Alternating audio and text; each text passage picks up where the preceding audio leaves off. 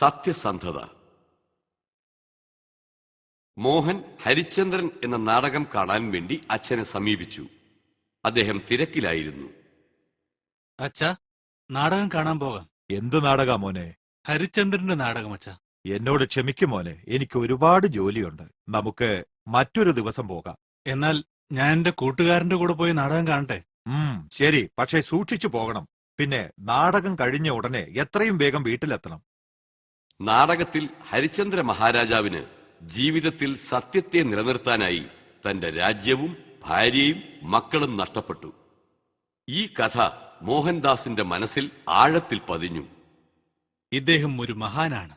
സത്യത്തെ നിലനിർത്താനായി തന്റെ രാജ്യത്തെയും ഭാര്യയെയും മക്കളെയും ഉപേക്ഷിക്കാൻ അദ്ദേഹം തുനിഞ്ഞു. സത്യത്തിന്റെ ശക്തി എന്നെ ബോധ്യപ്പെടുത്തി. നാം എല്ലാവരും സത്യത്തെ പിന്തുടർന്ന് ജീവിക്കണം. അത് അസാധ്യമാണല്ലോ. എന്തുകൊണ്ട്? നമ്മളെപ്പോലുള്ളവർക്ക് അങ്ങനൊരു ജീവിതം നയിക്കാൻ പറ്റില്ല.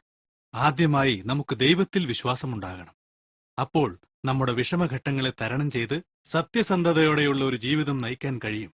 ഈ നിമിഷം മുതൽ ഞാൻ സത്യസന്ധനായിരിക്കും. അതത്ര എളുപ്പമല്ല. നമുക്ക് നോക്കാം. അന്നു മുതൽ മോഹൻ സത്യസന്ധമായ ജീവിതം നയിക്കാൻ ആരംഭിച്ചു. അദ്ദേഹത്തിന്റെ സത്യസന്ധതയും ധൈര്യവും കണ്ട് ലോകം മുഴുവനും അത്ഭുതപ്പെട്ടു.